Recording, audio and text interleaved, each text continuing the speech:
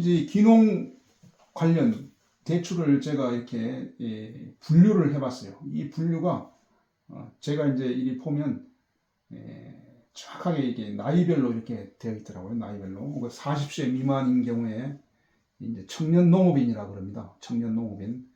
그래서 선정이 되면 평균 3년간 100만 원씩 이제 생활비를 주고 최대 5억까지 25년 기간으로 이제 하는데 5년 거치 20년 균등 상환입니다. 이게 뭔 말이냐면 처음에 대출을 받을 때 이제 5년간은 그 이자만 내요. 이자만 내다가 5년이 지나면 그 빌린 대금, 예를 들어서 이제 뭐 그 1억이면 1억, 3억이면 3억을 갖다가 나누기 20을 해가지고 그 원금하고 이자하고 이제 같이 상환하게 되죠. 그죠? 그렇게 되면 이제 원금은 균등하게 이렇게 매년 갚지만은 이자는 줄어들겠죠. 이자는 그죠. 원금이 줄어들기 때문에. 그런데 이제 이자율은 쌉니다. 1.5%니까 물가 상승률이 한 3% 이상인데 1.5%면 국가가 손해 보는 거죠. 그죠? 국가가 손해 보는 건데 왜 하느냐? 이제 농업의 활성화, 인력 구조를 통한 농업 활성화에다가 이제 농촌의 지역 활성화를 하기 위해서 정책적으로, 그죠? 국가의 정책에 의해서 시행을 하는데, 이 문제는 이게 정상 이자가 1.5%인데 이게 이제 연체가 되게 되면 이자가 상당히 높아집니다. 18%짜리도 있고 이제 13%에서 15%까지 이렇게 높아지는 경우가 있어요. 이러면 엄청나게 이게 이자율이 높아집니다. 한번 계산을 해보시죠. 계산을 하게 되면 엄청나게 예를 들어 3억인 경우에 1.5%를 내면 한 37만 5천 원인가? 근데 갑자기 연체를 해서 뭐 12% 내게 되면 이자가 뭐 200만 원씩 이렇게 됩니다. 200만 원은 웬만한 그 도시의 그 공무원 월급인데요. 이 농사를 지어가지고 200만 원씩 내기는 쉽지가 않습니다. 그래서 연체가 안 되게끔 잘 관리하셔야 되고 연체 관리를 위해서는 이제 비상자금을 이제 확보해야 되고 비상자금이 없을 경우에는 뭐 마이너스 통장이라도 만들어 가지고 그 한도를 설정해 놔야 된다.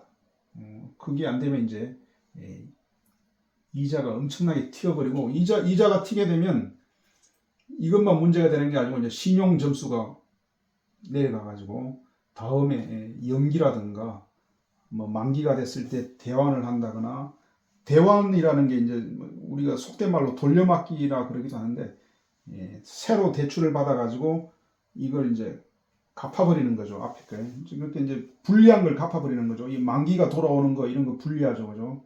아니면 뭐 연체가 돼가지고 이자율이 높아져 버린 것을 새로 대출을 받아서 이제 갚아버리고 새로 시작하는 거죠. 그죠? 그럼 20년짜리가 19년째 되면 불안한데 새로 받아서 갚아버리면 이제 새로 시작되니까 마음이 안정이 되겠죠. 그죠? 이걸 대환대출이라 그러는데 이 대환대출이 신용점수가 떨어지게 되면 안 됩니다.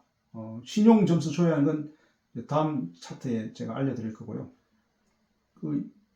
이제 65세 미만인 경우에는 이제 일반 귀농인이라 해가지고 귀농 창업 자금입니다. 귀농 창업 자금에서 최대 3억까지. 기간은 20년. 5년 거치 15년 상환으로 이자율은 1.5% 똑같습니다.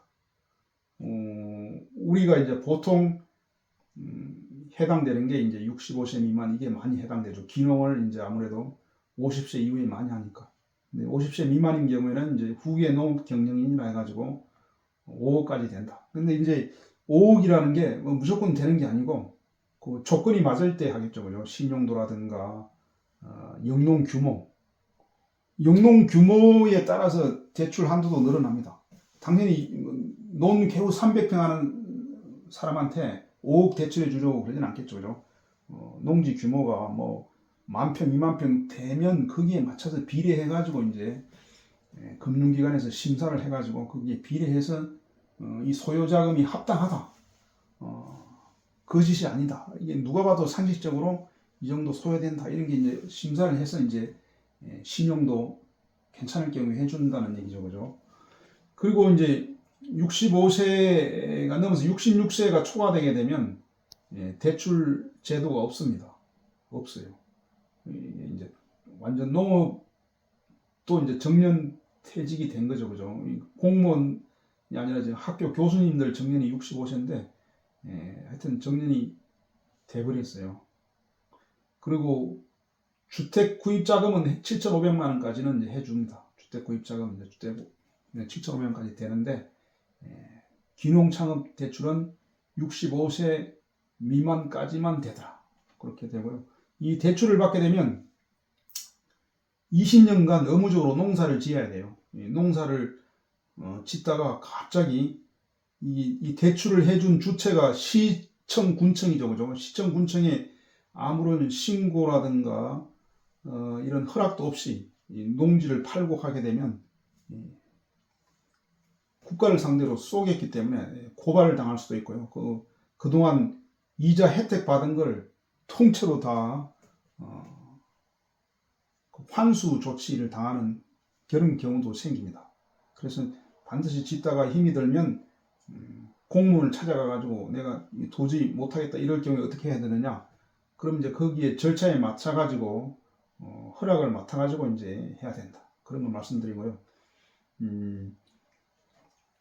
신용 점수 관리는 요 뒤에 여기에 나옵니다. 신용 점수가 요즘에 이제 점수가 옛날에는 이런 제도가 없어가지고 제가 쫄병 시절에는 사람이 그냥 손으로 했어요. 손으로 하고 신용 한도도 간단했어요. 그냥 농지 규모 곱하기 생산 단가입니다. 생산 단가는 작목별로 다 틀렸어요. 무는 예를 들어 무가 3,000원이다. 평당 3,000원이다.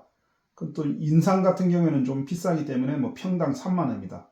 그럼 내가 1,000평 한다 그러면 인삼을 재배하겠다 그러면 1,000평 곱하기 3만 원 해가지고 그 금액이 이제 대출 한도가 되는데, 무를 한다 그러면 곱하기 3,000원, 이게 이제 단가가 있었는데 지금은 이제 모든 게 자동화되고 이래가지고 그 입력만 하면 이 컴퓨터가 자동으로 다 계산을 해버려요. 그래서 사람이 볼펜으로 써가지고 이렇게 속일 수가 없어요. 이게 이제 좋은 점도 있고 나쁜 점도 있고, 그죠? 과학 컴퓨터 기술이 발전하니까 좋은 점도 있지만 전혀 이제 융통성이 없죠. 융통성이 없으니까 그래서 더욱더 이런 신용관리에 주의해야 된다. 이 신용관리는 심지어 무슨 공과금을 연체한다거나 범칙금을 연체해도 이게 자동으로 그 컴퓨터 기관끼리 연결이 돼 가지고 점수가 내려간다 그래요. 그래서 이제 점수를 확인하는 방법은 카톡에 그 우측 하단에 보면 점 3개가 있어요. 점 3개. 점 3개를 누르면 자산이란 노란 선 안에 자산이 나오고 그 자산을 들어가서 화면을 아래로 내리게 되면 이 점수가 나옵니다. KCB 점수, 나이스 점수. 보통 이제 850점에서 900점대 이렇게 나오고요. 이 점수가 예를 들어서 800점 이하로 떨어지게 되면 이제 좀 불리한데 750점, 제가 이런 그 컨설팅 하는 업체 들어보면 한 750점 이하로 들어가면 모든 은행에서 거절합니다. 상대를 안 하려고 해요. 그러니까 이 신용 점수를 한번 확인해 보시고, 그죠? 굉장히 쉽게 확인됩니다. 확인을 해 보시고 신용 점수가 한 850점 이상 되게끔 관리를 하셔야 된다, 그런 말씀을 드립니다. 이런 그 추진 체계는 농식품부가 주관이 돼 가지고 이제 이 시군구청으로 이렇게 이제 지침을 내리게 되면 농협에서 이런 이제 이 하는데 제일 중요한 게 그겁니다. 선정이 돼야 돼요. 선정이 돼야만이 이제 대출이 가능하다, 그죠? 이 선정 심사위원회가 열려요. 요거 신청 기간은 지자체별로 다 틀린데 보통 12월 말에서 1월 초에 한 번 하고 6월 초에 하고 6월 달에 하고 이렇더라고요. 그러니까 자기가 전남 나주다, 경남 진주다. 그럼 그 진주 시의 그 농업기술센터에 가서 문의를 하셔야 돼요. 우리 진주에는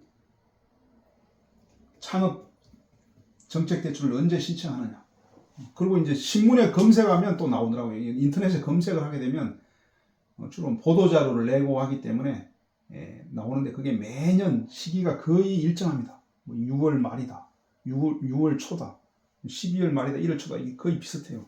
그러니까 이제 그거 하는데 제일 중요한 거는 확인을 하셔가지고 이게 날짜가 지나가 버리면 모든 게 끝입니다. 신청이 안 돼요. 공공기관, 특히 공무원이나 이런 금융기관들은 날짜를 엄청나게 중요시하죠. 그죠? 날짜가 뭐 밤 12시 기준인데 보통 이제 공무원들 퇴근 시간이 6시니까 6시를 기준으로 해서 그 기간 내에 신청이 안 돼버리면 끝입니다. 그래서 기간을 잘 확인하셔가지고 선정위원회에 이제 심의를 통과해야 되는데 이 심사위원회는 제가 요 심사위원장을 했었어요. 제가 농협에 이제 시군지부 농정단장을 한 6년을 했어요. 6년을 했기 때문에 그때마다 이게 기술센터에서 이제 위원회가 열리면 제가 불려가서 이제 위원회를 했고요. 위원회 하는데 여기에 위원회는 공무원들은 참여 안 합니다. 공무원들은 가급적이면 이제 이런 민원이라든가 이런 거에 대해서 머리 아파하고 엮어들고 싶지 않기 때문에 심사위원을 주로 누구를 하냐면 농협 간부 직원이나 또 농민단체, 특히 이제 뭐 기농인 협의회 뭐 무슨 시군 회장이라든가 면단위 회장 또는 그 농민단체 뭐 농업 경영인 회장 뭐 이런 분들을 심사위원으로 해요. 그러니까 이분들이 이제 선배 농민으로서 심사위원을 하는데 보통 한 5명, 5명에서 4명, 그죠? 3명에서 5명 사이에서 이제 이게 이제 심사를 하고 심사의 그런 그 요지가 뭐냐면 면접을 보죠. 면접을 보는데 이분이 성실하게 농사를 지을 그 정신 자세가 되어 있는지 뭐 대출만 받으려고 우리를 속이려고 하는 것인지, 그죠? 이걸 판단합니다. 실제 농사를 지으려고 하면 거기에 대한 뭐 기술이라든가 노하우를 교육을 받아가지고 실제 기술을 가지고 있는지 그걸 이제 핵심으로 보는 거죠. 그죠? 여기에 평가표를 보시게 되면 뭐 기농 인원수, 가족이 5등급, 5명이면 A등급, 뭐 4명이면 B급, 3명이면 C급, 2명은 D급 이렇게 이제 점수를 그죠?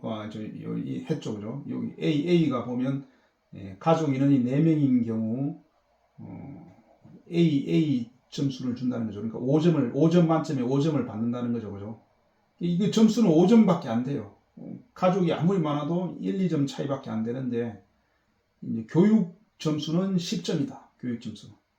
우리가 이제 8시간 이상만 교육을 받으면 이제 신청을 한다 그러는데 신청을 할 수 있다 그러는데 점수는 빵점을 줍니다. 빵점. 신청은 가능한데 점수는 빵점을 줘버려요.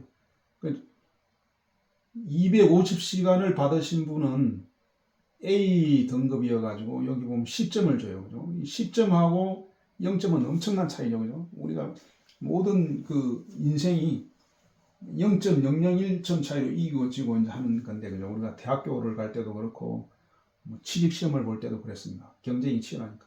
근데 10점 차이는 엄청나다. 그래서, 최소 이제 100시간을 받게 되면 6점은 맞는다. 6점. 100시간 이상은 받아야 되겠다. 이런 말씀을 드리고요. 교육도 중요하고, 이 교육의 유효기간은 이제 5년입니다. 5년. 5년이 지나면 다시 받아야 되고, 거주 기간에 따라서 전입일 기준 1년 이상인 사람은 A 등급, 6개월 이상인 분은 B 등급 이렇게 해가지고 또 A, B, C, D 점수를 5, 4, 3, 2 이렇게 주죠, 그죠? 그 다음에 사업 지침 의무 조항, 습득, 그죠? 자격 기준이라든가 뭐 목적 외 사용 등 그 정부의 그런 그 방침을 잘 알아들었는지, 그죠? 정부 대출의 방침, 그죠? 방침을 잘 이해를 했는지, 거기에 따라서 10점, 8점, 6점, 4점 이게 있고, 영농 정착 의혹 이게 20점이죠. 20점. 이게 이제 제일 중요해요. 20점. 20점 이거는 지금 아까 교육도 10점이고 뭐 이게 기농 인원수도 5점밖에 안 되는데 이거는 20점이에요. 이게 영농 정착 의혹을 뭐로 측정하느냐? 뭐 단순하게 당신은 영농 정착 의혹이 강합니까? 군대식으로 막 예 매우 강합니다. 열심히 하겠습니다. 이런 게 아니고 말이 필요 없어요. 뭘로 채점하냐면 대리 질문을 합니다. 대리 진술, 대리 질문, 유도 질문이라 그러기도 하고 대리 질문 거죠. 당신은 왜 우리 경기도 이천이면 왜 경기도 이천으로 기농을 하십니까? 그리고 기농을 하시게 되면 어떤 작목으로 농사를 몇 평 규모로 짓고 싶습니까? 그럼 나는 뭐 딸기를 재배하고 싶다, 뭐 사과를 재배하고 싶다, 아니면 염소를 키우고 싶다, 닭을 키우고 싶다 이렇게 이제 품목을 하게 되면 그 다음 단계에 이제 제일 중요한 게 그럼 사과를 짓는다 그러면 사과 농사 짓는 방법에 대해서 설명을 좀 해달라 그러겠죠, 그죠? 그러면 사람들이 전부 대답을 못해요. 아무런 준비를 안 해와가지고. 그래가지고 이제 우물쭈물하다가 뭐라고 답변하냐면 저기 걱정하지 마십시오. 우리가 거기 경기도 이천에 가면 뭐 제 고향이어가지고 제 형님이 살고 있어서 형님이 잘 도와주시니까 아무 걱정할 필요가 없습니다. 이런 식으로 답변하면요. 면접 끝나고 난 뒤에 심사위원들끼리 웃습니다. 웃어요. 이게 그죠? 말이 안 되잖아요. 그죠? 우리가 지금 사업가 입장에서 농민도 사업가죠. 사업가 입장에서 정부로부터 투자 자문, 투자 유치를 하는 마당이죠. 그죠? 내가 이제 선정이 되면 정부로부터 3억이든 5억이든 투자를 받는 그런 입장인데 그 사장이라는 사람이 그 품목에 대해서 재배 방법이라든가 생산 방법을 모른다. 그러면 신뢰가 가겠습니까? 그죠? 예를 들어서 컴퓨터 모니터 만드는 회사의 사장이 컴퓨터 모니터를 만드는 방법에 대해서 전혀 모른다. 물론 사장이 직접 이걸 뭐 페인트 칠하고 그러지는 않겠지만 그 흐름은 알아야 되잖아요. 그죠? 흐름을 아는데 전혀 모른다 그러면 투자하는 사람들이 불안해가지고 아무도 투자를 안 하려고 그러겠죠. 그죠? 쉽게 말하면 3억짜리 이 외제 승용차가 있는데 그걸 운전 면허증도 없고 이런 사람한테 누가 그 자동차 키를 줘가지고 운전을 하게 하겠습니까? 아주 베테랑 운전자가 해도 불안한데, 그죠? 그거 똑같은 거죠. 이 지금 3억 대출을 해주는데, 5억 대출을 해주는데, 농업에 대해서 아무 경력은커녕 그 이론적인 방법, 또 말로서 설명할 수 없는 사람은 영농 정착 의혹이 당연히 높다고 할 수도 없거니와 아예 대출 대상자에서 삭제시켜버립니다. 그래서 제일 중요한 것은 이제 자기가 원하는 품목이 선정이 되면 교육을 잘 받으시고 이론적으로 책도 보시고 뭐 유튜브도 보시고 또 그 농가를 찾아가 가지고 월급을 안 받더라도 일을 한 달이든 두 달 하면서 실습을 해가지고 그 실습을 하게 되면 이제 그 사장님이 잘 가르쳐 주겠죠. 일을 해주니까 미안해서라도 이렇게 설명을 해주면 그걸 잘 메모해서 자기 걸 만들어가지고 심지어 이제 한 발 더 나아가서 모든 생명체는 질병이 있잖아요. 질병.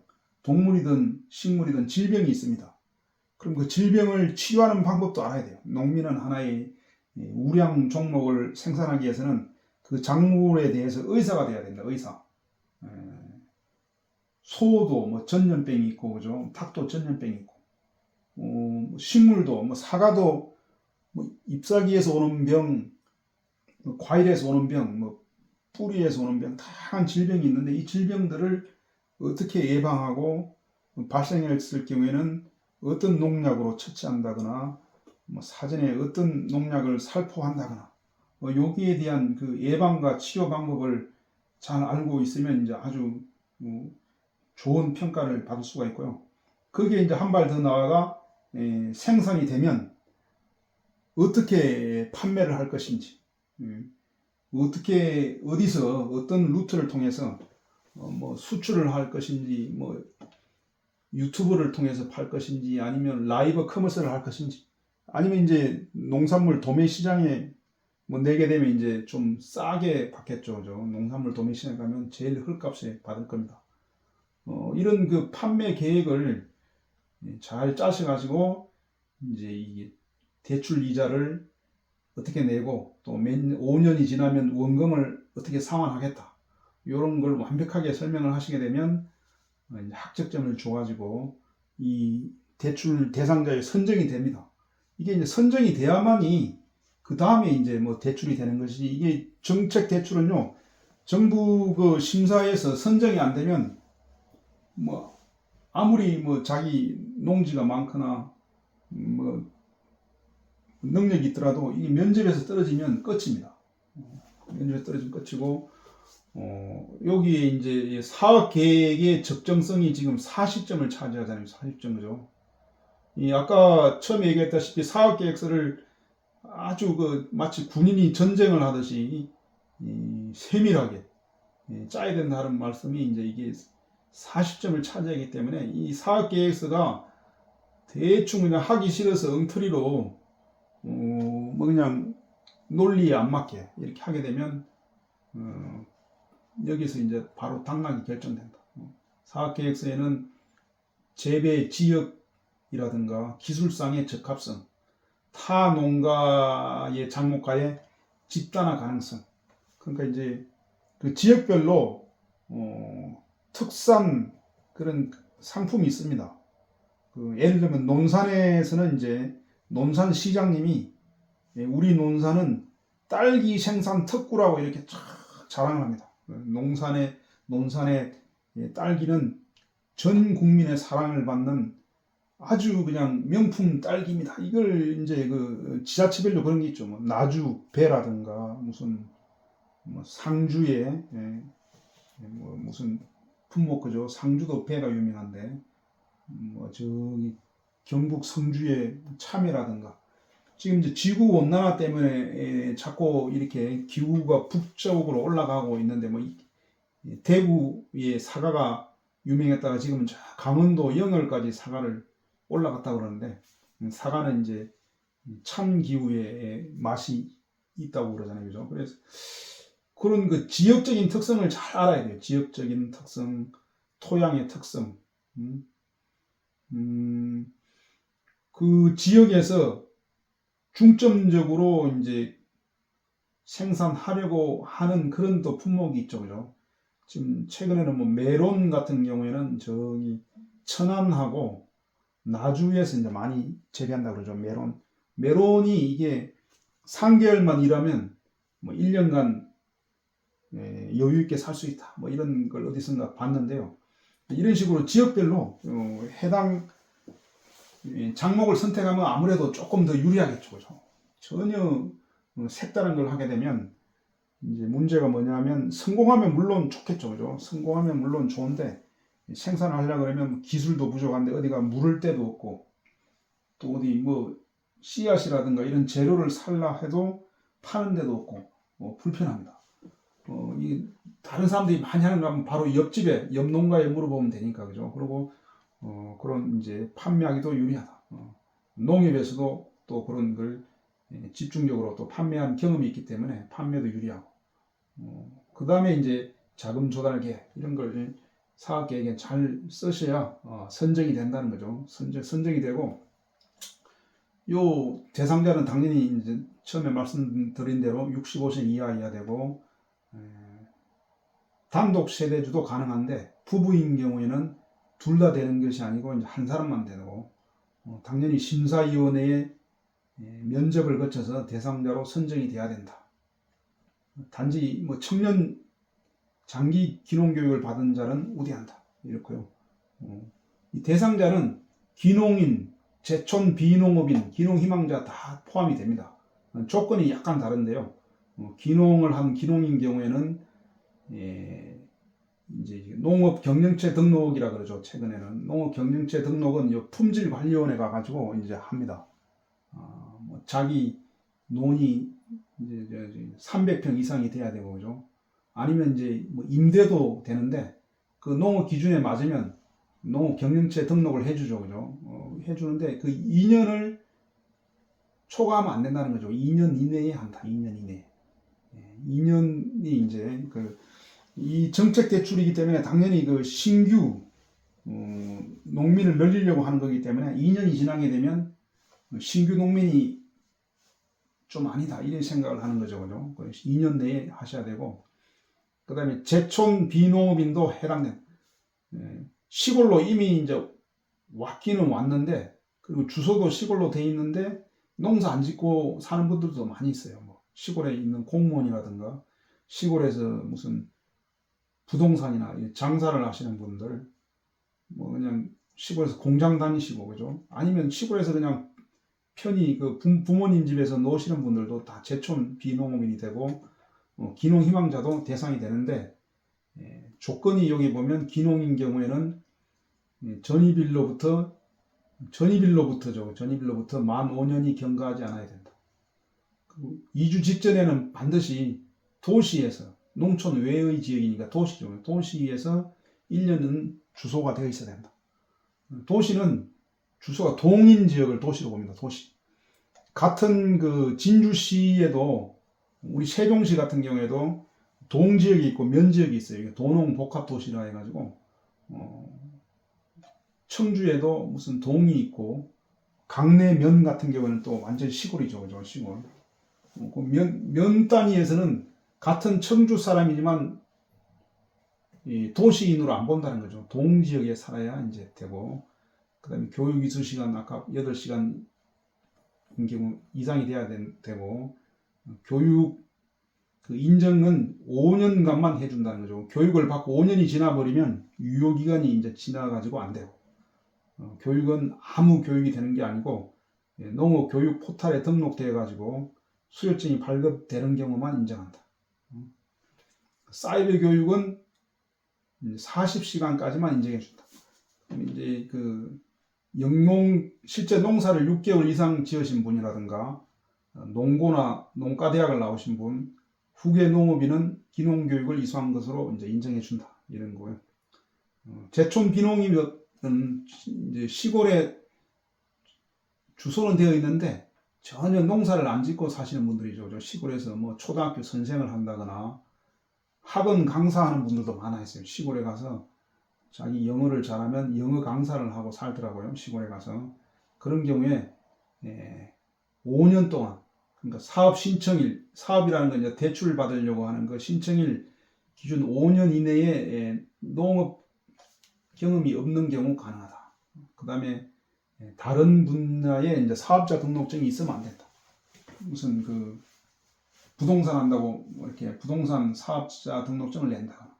뭐 이런 경우 안 된다는 거죠, 그죠? 이런 요건에도 불구하고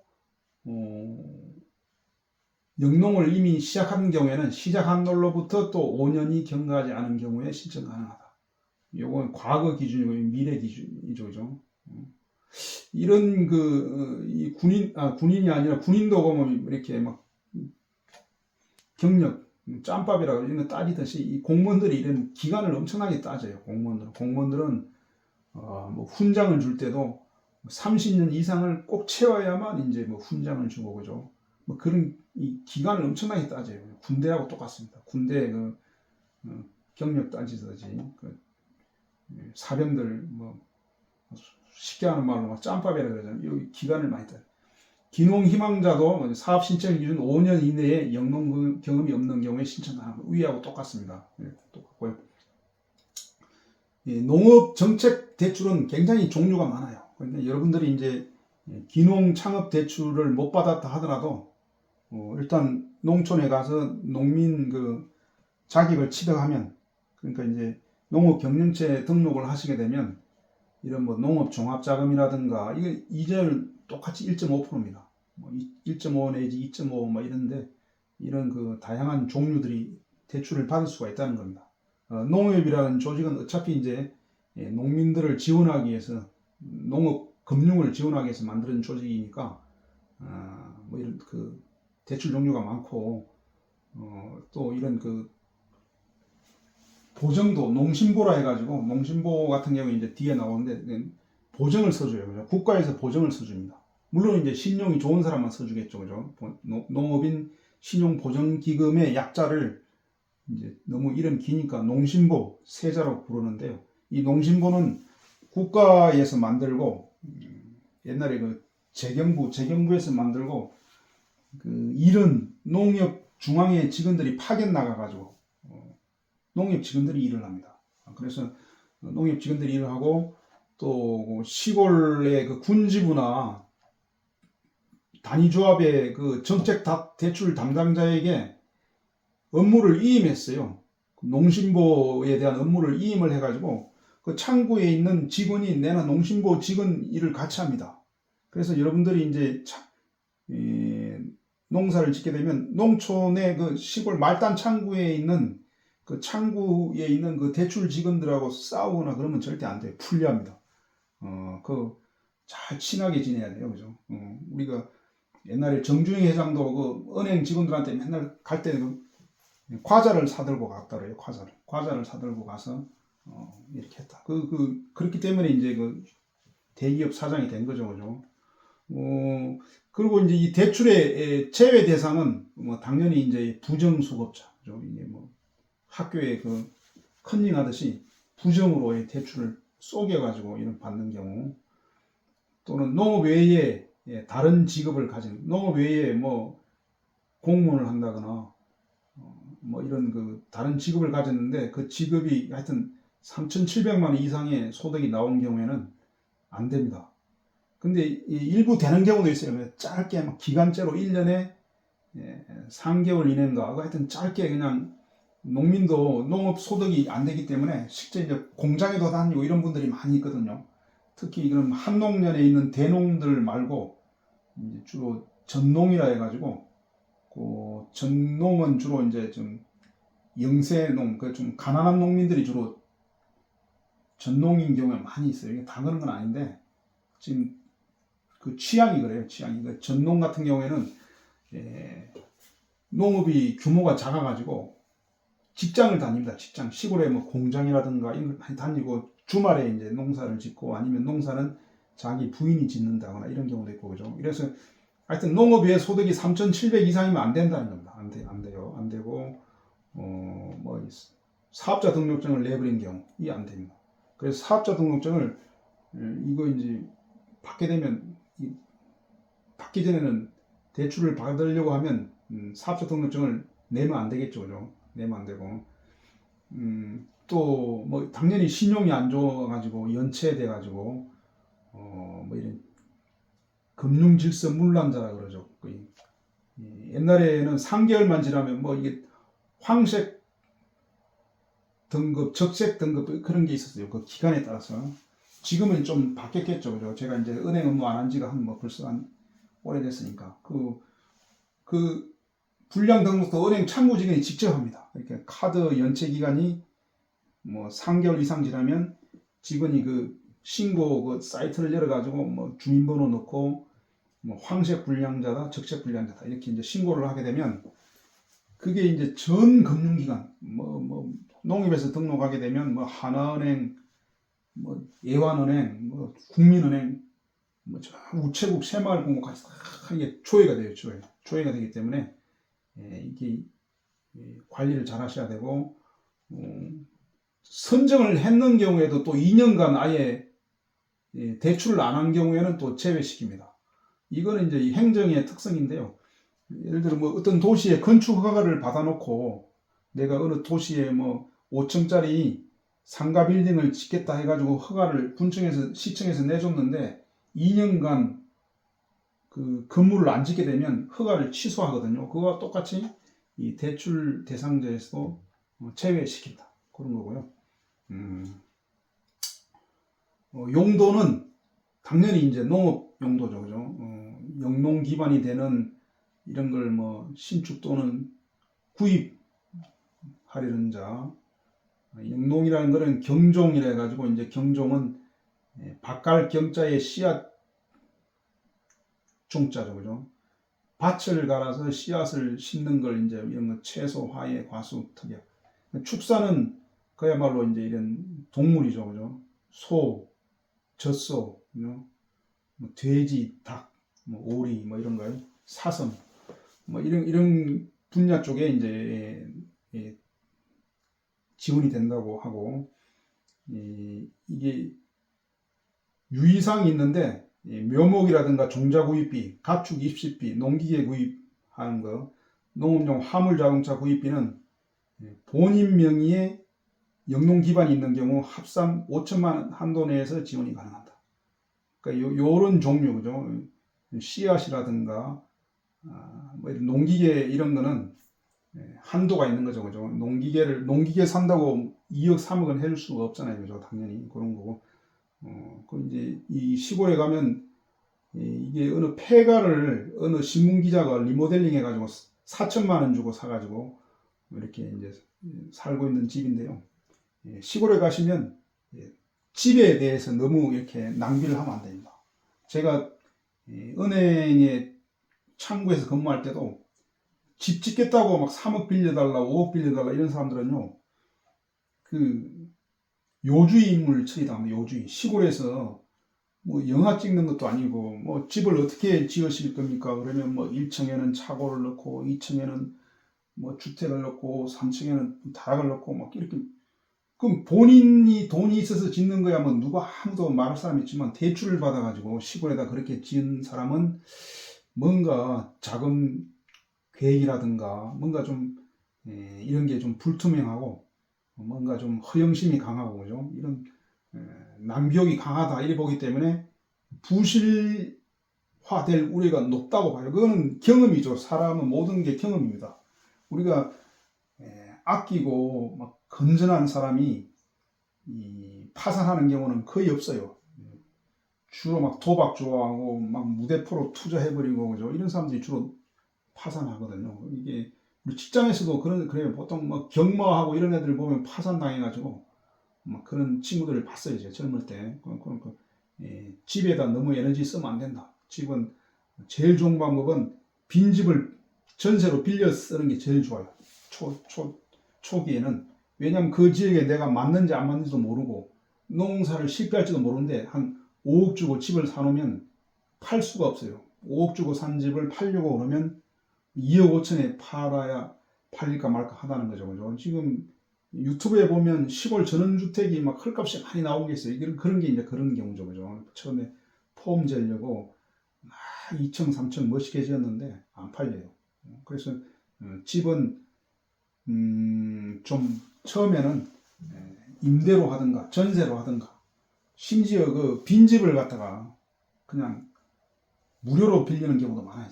시골집은 무료로 빌려줍니다. 왜냐하면 집을 비워두면 막 덜지들 오고 막 이렇게 집이 다 폐가가 되기 때문에 차라리 사람이 사는 게 오히려 집 보존에 좋다 해가지고 집을 무료로 빌려주는 경우가 많이 있어요. 빌려서 쓰시면 되고 이게 주택 대출 한도는 여기 7,500만 원이고 근데 규모가 45평이 넘어가면 안 된다. 연면적이라는 것은 면적을 다 합쳐가지고 그죠? 45평 이하만 된다. 이런 말씀드리고요.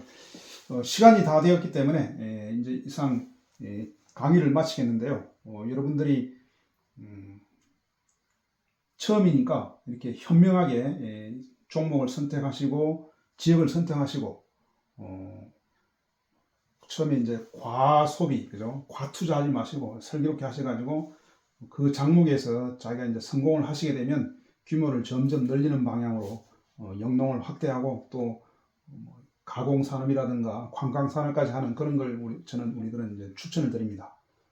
교육 들어주셔서 감사합니다. 이상으로 교육을 마치도록 하겠습니다.